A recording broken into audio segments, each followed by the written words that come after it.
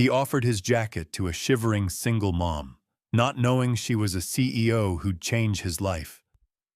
Portland, Oregon, in late winter. Rain combed the streets into shining streams and turned every breath white. Nora Hale held her 6-year-old daughter closer as they hurried from the pediatric ER toward the nearest bus stop. Leah's inhaler had calmed the wheeze, but the little chest still rose too fast beneath a unicorn sweatshirt. Their SUV had died on the ramp from the hospital garage, battery flat, dashboard blinking out like a shorted star, and the roadside truck said it would be at least an hour. Nora glanced at the time and made the decision a single mom makes 100 times a week. Don't wait. Move. She wrapped her arms around Leah and jogged beneath the drip line of the awnings, shoes slapping, hair dark with rain. The bus shelter was nearly empty, a rectangle of glass smeared with water and posters for a sandwich shop 2 stops away. Nora moved Leah onto the bench and rubbed warmth into the little girl's hands. "I'm okay, Mommy," Leah whispered, brave and breathless. "I know," Nora said softly, but her own teeth were beginning to click.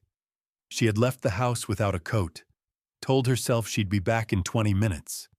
Then the wheeze had spiked, and coats stop mattering when you are running beside a gurney. Across the street, a utility truck idled under a flickering pole light. A man climbed down from the bucket, clipped his tool bag shut, and walked toward the shelter, rain beating and rolling from the brim of his cap. He was tall, 30-something, and carried himself like someone who knew where the live wires were. He stopped outside the glass, clocked the child first, then the mother's goose-flesh arms, then the way the wind found every seam in their clothes and knifed through. He didn't stare. He just thought for a long beat, and then he shrugged out of his coat. The coat was heavy canvas, the kind with a corduroy collar and a history, the kind that had seen the inside of tool sheds and the outsides of long nights. He slipped under the shelter's roof, rain ticking on the glass. "Ma'am," he said, voice low so it wouldn't startle the little one. "You should take this." Nora looked up, blinked rain from her lashes. "We're okay," she lied, already reaching for Leah's hood. The man shook his head. "I'm off shift. I'll warm up on the walk." He held the coat open, not like a question, but like a promise. For a half-second she hesitated. Every woman's calculus in a public place, every mother's instinct, every CEO's habit of control layered under a soaked ponytail and a trembling jaw, and then she slid the coat onto her shoulders. Heat, with the faint smell of detergent and pine, wrapped her like a lit room. It startled her enough that a small sound escaped, half laugh, half sigh. "Thank you," she said. He nodded once and glanced at Leah, who was studying him with the solemn curiosity of sick children. "My name's Evan," he offered. "Evan Brooks." Leah whispered, "Hi." Nora said, "I'm Nora. This is Leah." She didn't say Hale, and when he didn't ask, it felt like a kindness. The rain rattled on the shelter roof. A gust pushed mist across the opening, and Evan stepped a little closer to block it with his body, not intrusive, simply practical. The way a person stands between a candle and the wind. "You from the hospital?" he asked, eyes flicking to the wristband still looped around Nora's arm. "Yes," she said. "Asthma. We're fine now." He nodded again, a man who believed in the mechanics of relief. The right tool at the right moment. The right inhaler at the right time. Up the street, headlights smeared into 2 bright ropes. The next bus was still minutes away.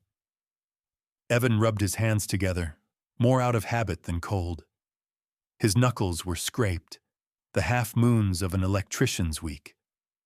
Leah's gaze landed on the little embroidered patch above his pocket, Brooks, blue thread on khaki, and she sounded it out with the fierce care of first graders.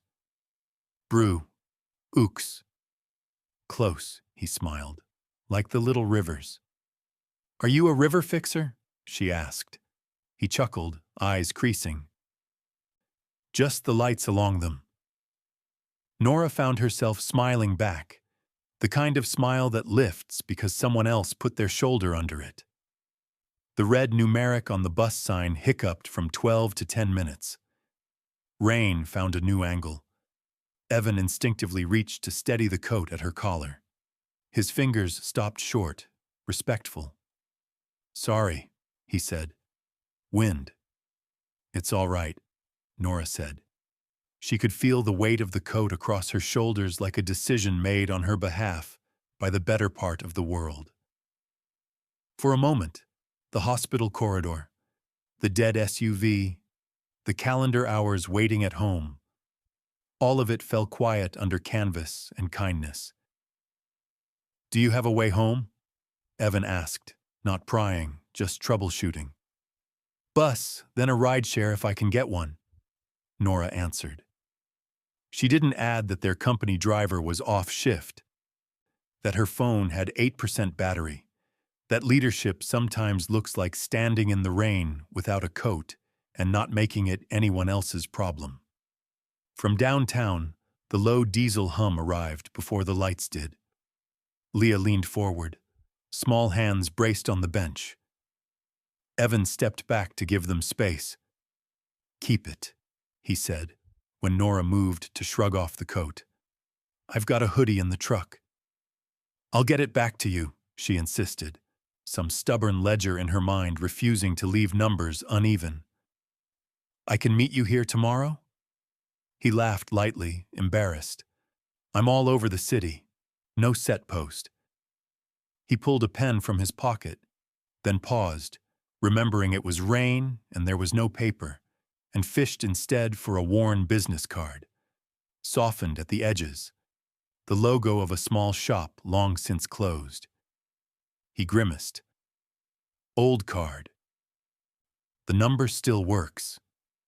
She took it, felt the fuzzed edge, saw Brooks Electrical printed above an address that belonged to a locked door and a memory. Thank you, Evan, she said again. He tipped 2 fingers in a half salute and stepped back into the rain. When the bus finally sighed to a stop, Nora guided Leah aboard, turned once to look through the glass.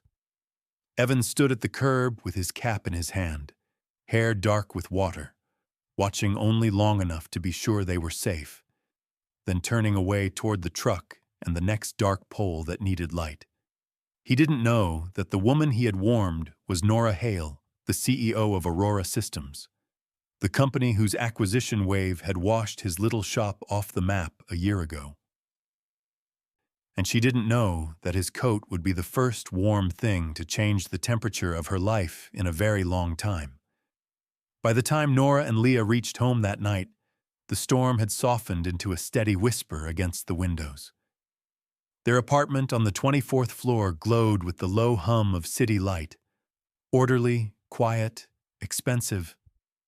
Nora set Leah's small pink inhaler beside a half-finished mug of cocoa on the counter and hung the borrowed coat over a chair to dry.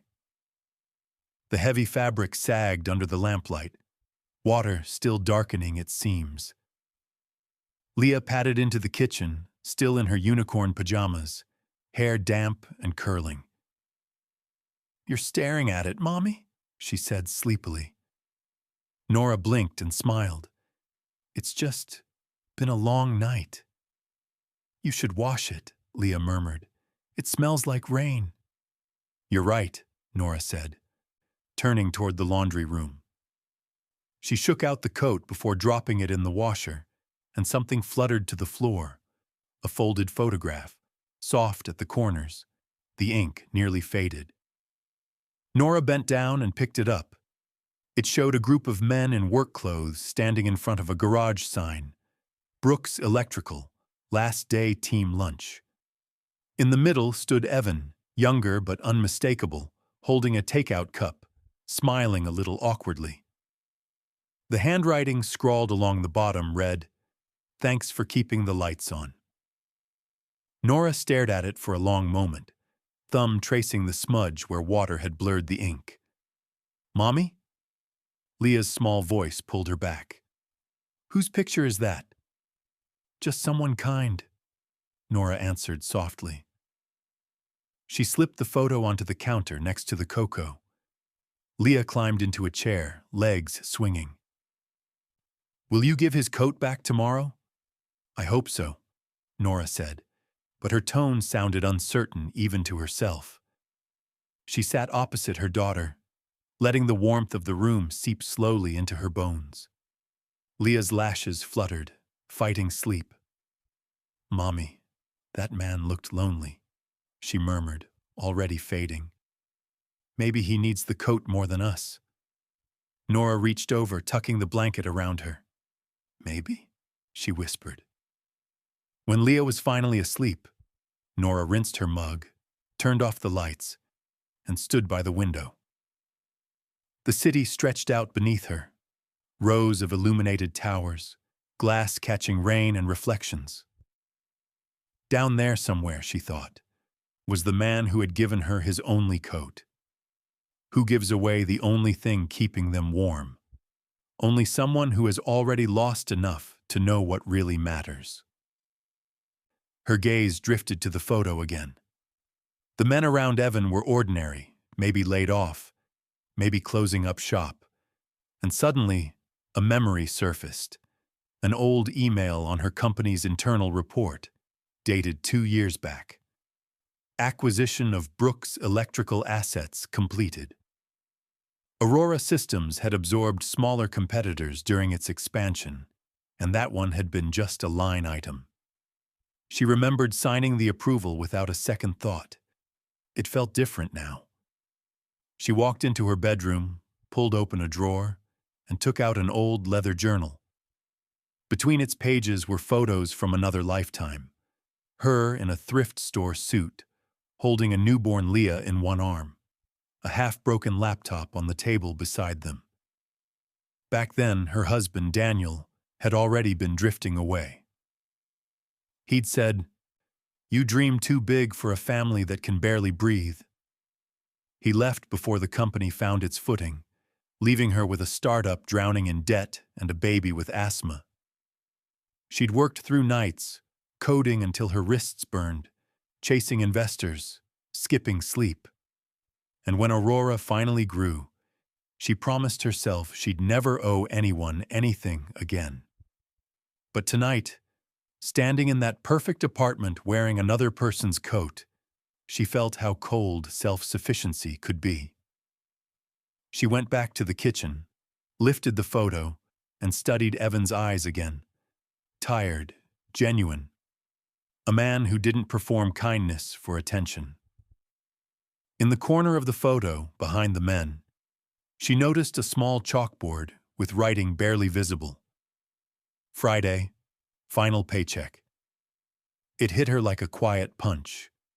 Her company had ended his. The same man had warmed her and her child without asking who she was. She sank into a chair, elbows on the counter, pressing her forehead to the heel of her hand. It had been years since anyone had offered her something with no strings attached. Leah stirred on the couch, murmuring softly, "Mommy, did you say thank you?" "I did," Nora whispered, "but not enough." She picked up the card he had given her, its edges softened with use. Brooks Electrical. The number was still visible, handwritten below in fading ink. She hesitated, thumb hovering over her phone. It was nearly midnight. She couldn't call now. Instead, she typed his name into her notes app and saved it. "Tomorrow," she said quietly to the empty room. She looked at the coat again. Creases, frayed sleeves, the faint scent of pine. It was more than fabric. It was proof that decency still existed somewhere below the glass towers. She turned off the kitchen light, leaving only the window glow washing across the table. The photo and the coat lay side by side, two remnants of people who had crossed by accident. Nora's reflection in the window looked unfamiliar. Tired, yes, but softer than she'd seen herself in years. She whispered to it, almost a confession. "Maybe you haven't lost everything, Evan Brooks." Then quieter, "Maybe neither have I." Outside, the storm had moved on. The city breathed again, silver and still, waiting for whatever tomorrow would bring. The next morning, Portland was washed clean, the streets shining from the night's rain. Nora stood in her office at Aurora Systems, the skyline spreading gray and silver beyond the window. Her hair was still damp from the quick shower she'd taken after dropping Leah off at school, and on her desk sat the same photo she'd found in Evan's coat pocket, now dried and pressed flat between two folders. Her assistant, June Patel, knocked lightly before entering. "You wanted to see me early?" Nora nodded, gesturing for her to close the door. "Yes. I need your help finding someone." June hesitated, instantly alert. "Is it business-related?" "Not exactly," Nora said. "His name is Evan Brooks. He used to run a small company called Brooks Electrical. I think it was one of the ones we absorbed in the expansion." June blinked. "You want to find him?" "Yes," Nora replied simply. "Discreetly. I don't want this to go through HR or public channels." She hesitated, lowering her voice. "He helped me last night, and I owe him more than a thank you." June didn't ask further questions. Years of working beside Nora had taught her when to stay silent, but her eyes softened. "I'll check local permits, electrician boards, maybe traffic cameras near your route last night." Nora gave a faint smile. "Thank you." Hours later, while the city moved in its usual hum, June returned with a thin tablet in her hand. "You were right," she said, showing Nora the screen. "Evan Brooks, 34. Licensed electrician, former small business owner. His company closed after our acquisition of Cascade Electric Holdings 18 months ago. No criminal record, no dependents listed. Current address shows as a maintenance unit behind a distribution warehouse in East Portland." She scrolled to a grainy security image from a traffic camera. Evan, hood up, carrying his tool bag through rain. "He still works, it seems. Contract jobs." Nora's chest tightened. She had signed dozens of acquisitions like that one, all justified by efficiency reports, all filed under progress. But here was the human line she'd erased without realizing. "Can you drive me there?" she asked quietly.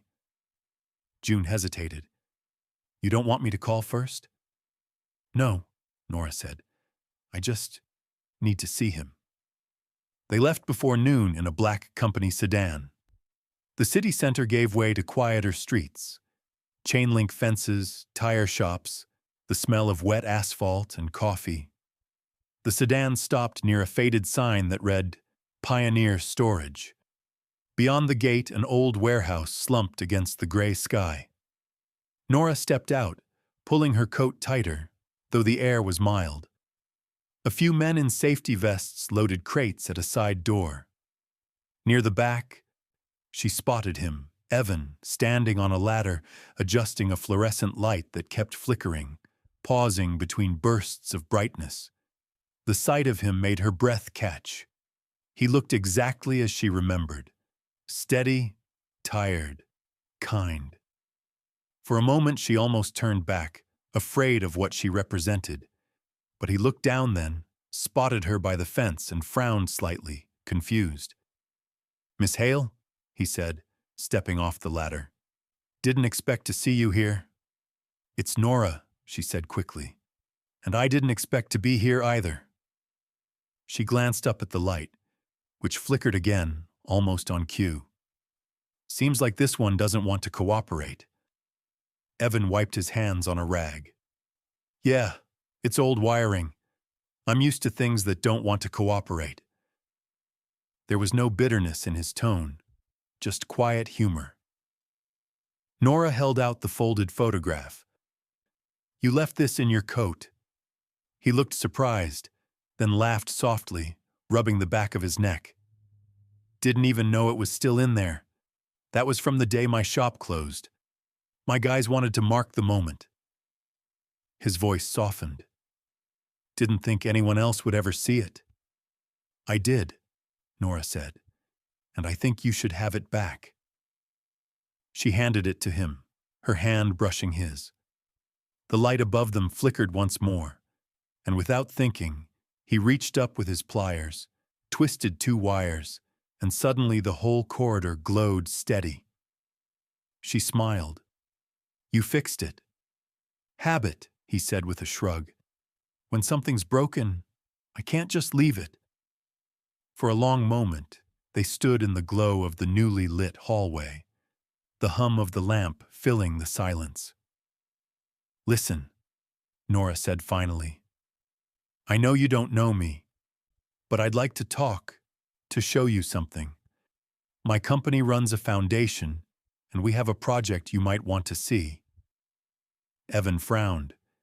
"You don't owe me anything." "Maybe not," she said, "but I think we both owe something to the people who live in the dark."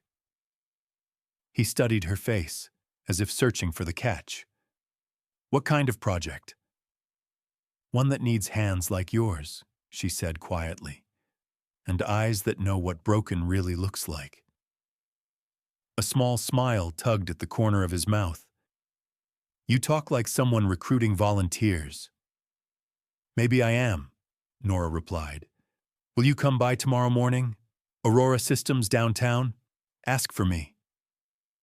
She offered a card with her name and title this time, not the kind that hid behind foundation labels. His eyebrows lifted when he read it. "You're the CEO?" "Yes," she admitted. "But that's not the reason I'm here. Last night you helped me when you didn't have to. I'd like to return the favor, with a chance." He looked down at the card, then back at her, his expression unreadable. "A chance for what?" "To fix more than wires," she said.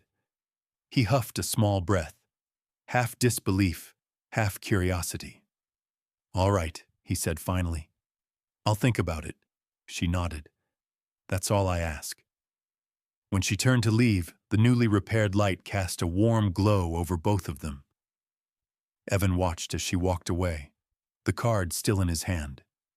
Then he looked up at the lamp above, steady now, bright and sure, and whispered under his breath, "Guess it's still possible to bring something back to life."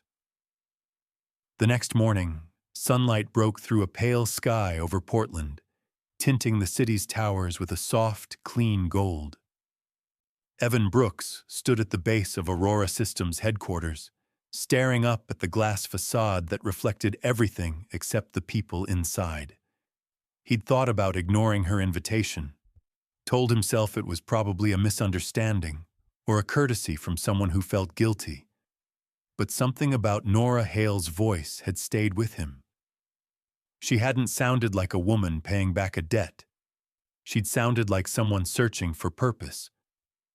Adjusting the sleeves of his cleanest flannel shirt, Evan took a slow breath and walked through the revolving doors. The lobby was quiet and bright, filled with the low hum of productivity. A young receptionist greeted him, eyes flicking uncertainly to his calloused hands. "Mr. Brooks? Ms. Hale is expecting you. Elevator on your right, 18th floor." He thanked her, feeling the odd pressure of his boots on marble. The elevator's mirrored walls reflected a man who looked out of place, a laborer among strategists, someone more used to circuit boxes than city views. When the doors opened, Nora was waiting at the far end of the corridor, wearing a simple gray suit. She smiled, small but genuine. "You came." "I said I'd think about it," he replied, glancing around the sleek floor. "Guess I did." "Come in," she said, holding the glass door open to her office. It was large, modern, flooded with light. On the wall hung a framed map dotted with small red pins. She gestured to it. Every pin marks a town we've powered through clean energy projects. But there's one place that still stays dark. Ridge County. Evan froze at the name. I grew up there, he said quietly. I know, Nora admitted. That's part of why I wanted to meet. We're launching a solar initiative there. We need someone who understands the community, not just on paper, but in practice. Evan frowned. I'm not an engineer anymore. I'm a guy with a tool bag and overdue bills. You're a builder, Nora said simply, and builders know how to start over.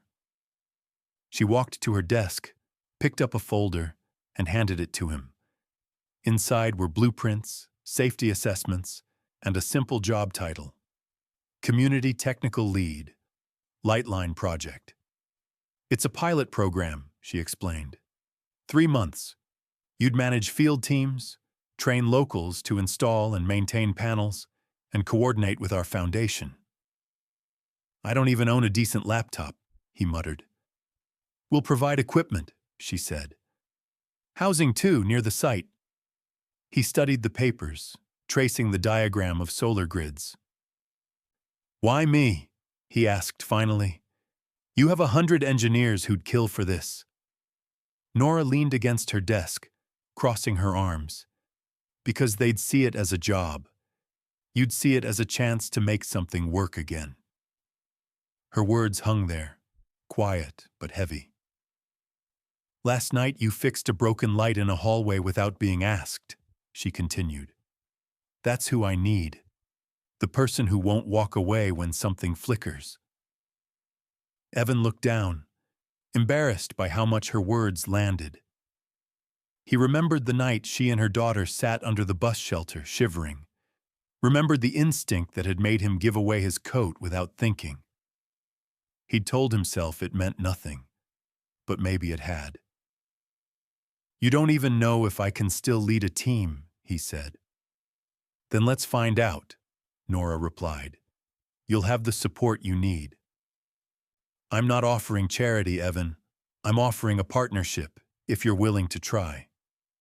He hesitated, tapping the folder edge against his thumb. Ridge County, he said again, quieter now. Last time I was there, half the homes ran on generators. My father used to fix them at night for free. Nora nodded. Then you already know why this matters. She smiled faintly. We're not just turning on lights, we're turning on dignity. Silence settled. The city hum outside seemed far away. Evan exhaled slowly, still wary but drawn in despite himself. 3 months, huh? 3 months, she confirmed. After that, if it works, we expand statewide. If it doesn't, we'll still have tried. He extended his hand, rough and steady. All right, Ms. Hale. It's Nora, she corrected. He met her eyes and smiled for the first time since he walked in. Then it's a deal, Nora. Their handshake was firm, not grand but meaningful, the kind of handshake that rebuilds something unseen. As he left, Nora walked him to the elevator. There's one more thing, she said. When you go down to HR, they'll hand you a company badge. Don't lose it. Why's that? Because it's your key, she said softly. To prove to yourself you belong here. He nodded, the corners of his mouth lifting. Guess I'll need a coat with pockets again. She laughed lightly. We'll find you one. When the elevator doors closed, Nora turned back to the map on her wall. Ridge County's pin glowed faintly red. Soon, she thought, it would shine like all the others. For the first time in a long while, she didn't feel like a CEO balancing numbers. She felt like a mother teaching her child that kindness always circles back. Downstairs, Evan stepped out into the afternoon light, clutching the folder. The city no longer looked as tall or distant. Somewhere between the glass towers and the ground, something had shifted. A man who had once lost everything had just been given permission to believe again. The first week in Ridge County began under a sky the color of steel. Evan stepped out of the project van, boots sinking into red clay, and took in the valley that had once been his home. The town was smaller than he remembered. Half the storefronts shuttered, a few kids on bicycles weaving between potholes. The old water tower still leaned slightly east, rust creeping up its legs like ivy. He ran a hand along the back of his neck. Still standing, he murmured.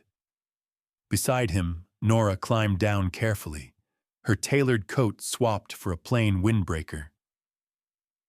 "It's beautiful here," she said quietly. "Tired," he corrected, "but not broken." The Aurora Systems team had set up a temporary base near the elementary school. Folding tables, circuit kits, and solar panels lay stacked under a tarp.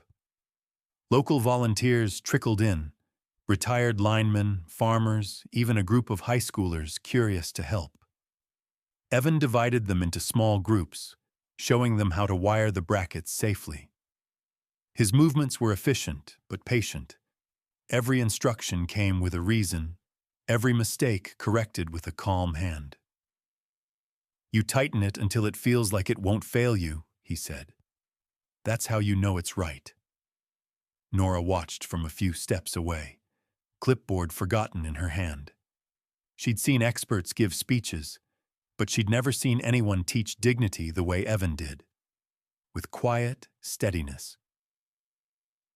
When a gust of wind knocked a stack of papers off her clipboard, a little girl darted out from the crowd to help. It was Leah, bundled in a yellow rain jacket, cheeks flushed with excitement. "Mommy, look, I'm helping," she chirped, chasing a runaway paper. Evan bent down to pick up the last sheet and handed it to Leah. "Good catch, partner," he said. Leah grinned and stuck something small to his sleeve. A sticker shaped like a lightning bolt. "Now you're part of the light team," she declared. Nora laughed softly. "That's our project mascot now?" "Seems official," Evan said, examining the tiny sticker. "Guess I'll keep it." He didn't know why the gesture warmed him so much. Maybe it was because no one had called him part of any team in a long time. As the days passed, Ridge County began to change. On the third evening, the first panel array was ready. Evan and 2 volunteers flipped the main breaker, and a small house on the hill flickered to life. Light poured from its windows, warm and golden, spilling onto the dirt road like a promise. Children cheered. An old woman cried softly into her hands. Nora stood beside Evan, her voice low. "It's more than electricity, isn't it?" He nodded. "It's proof that we can still build something good." That night, Nora stayed behind after the others left. The air smelled of sawdust and cooling metal. Evan was sitting on the tailgate of the van, sketching circuits on the back of a cardboard box. She approached quietly. "You could have been an engineer," she said. "Maybe," he replied, "but I liked being the guy who fixed what engineers designed wrong." She smiled, watching the lines he drew. "You miss your old life?" He hesitated. "Parts of it. Mostly I miss the version of myself that wasn't afraid to start over." He set the pen down and looked at her. "You?" Nora met his eyes, the faint light from the solar lamps catching the tired grace in her face. "I used to think I had to do everything alone. Being strong meant never needing anyone. Then I realized, strength is also letting someone stand next to you when it rains." He didn't say anything, but something in his expression softened, as if he understood exactly what she meant. A light drizzle began, tapping gently on the van roof. Leah, who had fallen asleep in the back seat, stirred and mumbled, "Mommy, is the light still on?" Nora brushed her daughter's hair. "Yes, sweetheart. The light's on. Evan smiled faintly, turning the cardboard over so it wouldn't get wet. That's all that matters. The next morning brought clear skies. Reporters from a local paper arrived to photograph the first lit homes. Leah handed out cookies wrapped in paper towels. One of the journalists crouched to take her picture, and she proudly pointed at Evan's sleeve. "That's my lightning sticker," she said. The reporter laughed, jotting it down. By afternoon, the story, "Small Town Gets Its Light Back," was already circulating online. As the crew packed up for the day, Nora found Evan tightening one last cable near the school. "You didn't have to stay this late," she said. "Old habit," he replied, wiping his hands. "I like to make sure the lights don't flicker." She smiled. "You're good at that, keeping things steady." He glanced at her, the corner of his mouth lifting. "You too." For a moment, neither moved. The sun dipped behind the hills, throwing long shadows across the glowing roofs below. Nora looked out at the valley, her voice quiet but sure. "You were right, Evan. It's not broken. It just needed someone who remembered how to care." He followed her gaze. "Then let's keep caring," he said, "until every light stays on." Behind them, the houses of Ridge County gleamed against the twilight, small stars stitched back into the fabric of the earth. And on Evan's sleeve, Leah's little lightning bolt caught the last ray of the sun, bright, defiant, alive. The following week, the project's success spread faster than anyone expected. Photos of Ridge County glowing at night filled social media. Children reading by new lamps, families smiling beneath solar rooftops. Nora watched the posts climb into national news. Journalists called it the Lightline Miracle. For the first time in months, she felt proud without reservation. But pride, she would soon learn, has a way of drawing shadows. It started on a Thursday morning. Nora was reviewing field updates in her Portland office when June rushed in, her face pale. "You need to see this," she said, placing her tablet on the desk.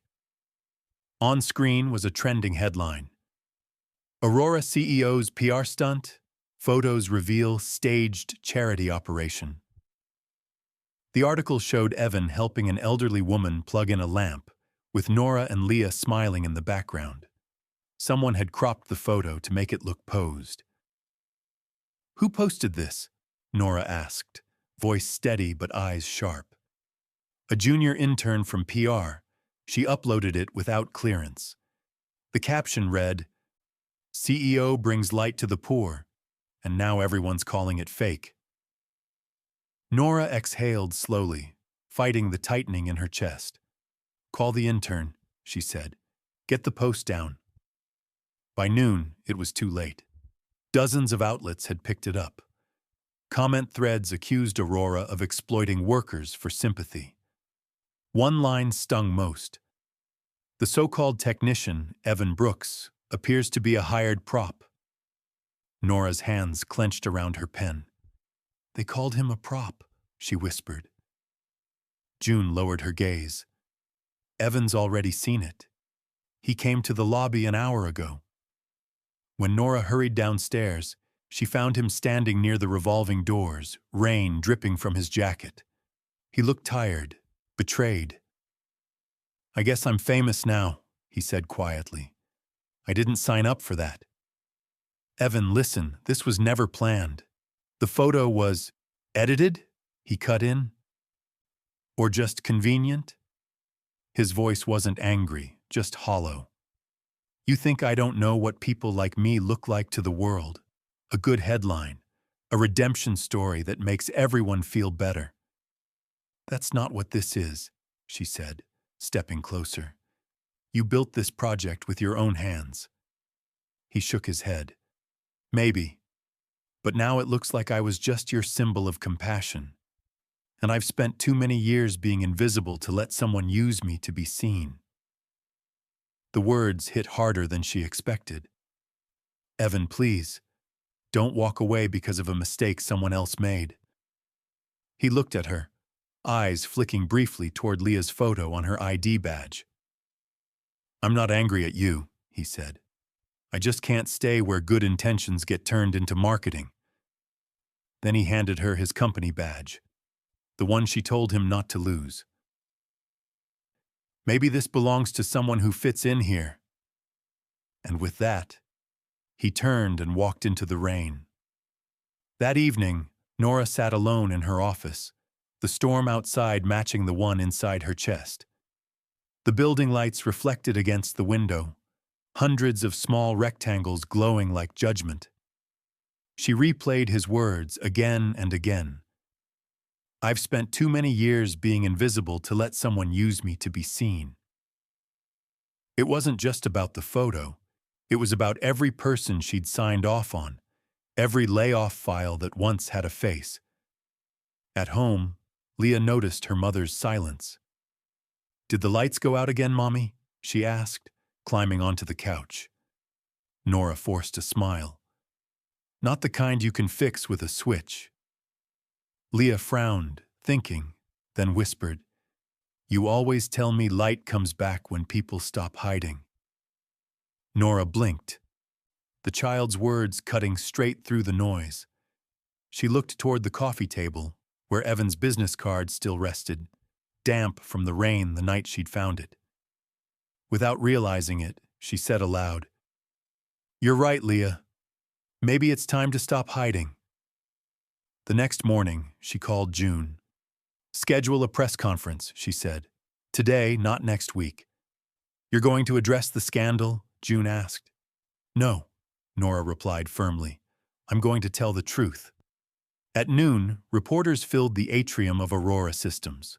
Nora stood on the small stage without a teleprompter, hands steady. Cameras flashed. "Yesterday, a photo of our project went viral," she began. "It suggested we staged an act of kindness. But the truth is simpler. I didn't stage anything. A man named Evan Brooks gave me his coat one winter night when my daughter was sick and I had nothing to offer back. He didn't know who I was. He just saw someone cold." The room went silent except for the clicking of cameras. "Evan is not an employee for show. He's the reason I remembered why this company exists. To bring light to people, not attention to ourselves." She paused, voice soft but clear. "If you need to blame someone, blame me for forgetting that purpose. But don't blame the man who reminded me of it." As she stepped down, applause rose, first scattered, then unanimous. Yet when she reached her car, the passenger seat was still empty. The badge he'd returned lay on her desk upstairs, catching the late sun. Nora touched the metal with her fingertips and whispered, "The lights are still on, Evan. You just can't see them yet." 2 weeks passed after the press conference. The scandal faded, replaced by new headlines. But Nora still checked her messages every morning, hoping for one that never came. Evan hadn't called. His number remained silent, and his badge still sat on her desk beside a small potted plant Leah had brought in, a paper lightning bolt taped to its side. "For when the lights come back," Leah had said. Nora smiled at that thought every time she saw it. Still, each evening as she left the office, she felt a small ache, as if some current inside her had gone missing. One rainy Saturday, Nora drove Leah out of the city to Ridge County. The project had grown since she'd last visited. New panels glinted on rooftops, and warm light glowed in every window. The town had begun to breathe again. As they passed the school, Leah pressed her hands against the glass. "Mommy, look, the lights are still on." "Yes, sweetheart," Nora said softly. "They are." They stopped at the old bus station at the edge of town, the same one where everything had begun. The shelter's roof still dripped in the corners. The bench still bore faint rust stains. It looked unchanged, and yet nothing about it felt the same. Leah wandered ahead, her yellow raincoat bright against the gray morning. "Mommy," she called, "there's something on the pole." Nora walked over and saw it too, a plastic sleeve taped beneath the flickering streetlight. Inside was a folded sheet of paper, the handwriting slightly smudged by rain. "If the lights still shine, I'll find my way back."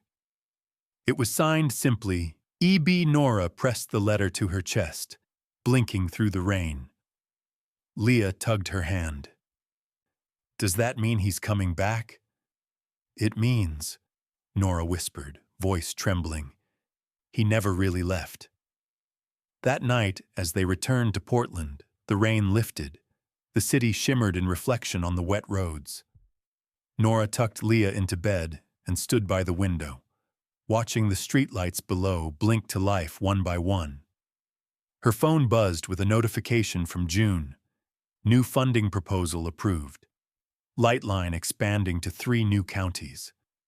Nora smiled faintly, then looked at Leah sleeping, hair fanned over the pillow, mouth open in the peaceful exhaustion of childhood. "We did it," she murmured, but part of her still wondered if Evan knew. 3 days later, as dusk settled over the city, Nora and Leah were walking home from the grocery store. The air smelled of wet asphalt and roasted chestnuts from a nearby vendor. Leah clutched her mother's hand, hopping over puddles. When they reached their block, Nora froze. The streetlight outside their building was on, brighter than usual.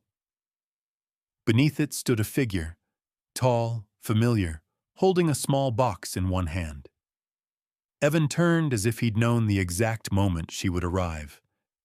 He looked tired, but at peace, his jacket patched neatly, the lightning bolt sticker still visible on the sleeve. Nora's breath caught.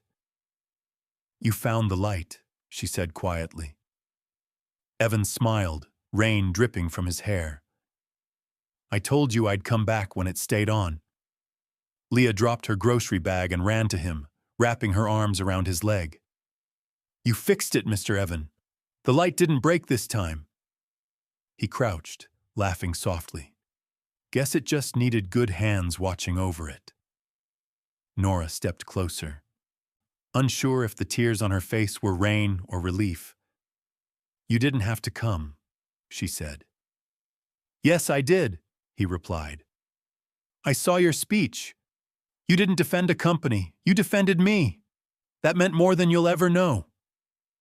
He opened the small box in his hand and revealed a simple handheld lamp, its casing silver, its light steady and soft.